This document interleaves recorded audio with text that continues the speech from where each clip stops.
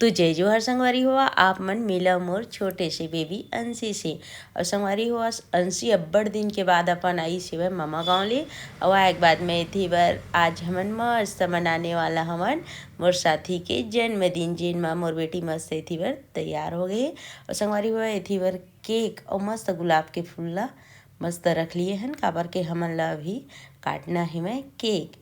एक हर बाद ना मस्त हमन ये दे थोड़ा बहुत अभी फोटो खिंचात हन। वेथी बर लइका मन ह कतका सुघर रूम ला आज मस्त सजाए हे मैं। और मोर छोटे छोटे दद्दू मन सजाए हे। वेथी बर आप मन ला कैसे लगत हे आप मन बताओ। ये रहीस मोर साथी जेन ह अभी मोर बेबी मस्त एथी बर खिलावत हेवै और मस्त खेलत भी हेवै।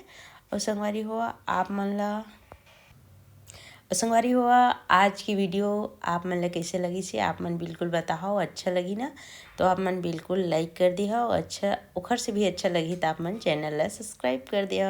तो चलो मिलता ना आप मन।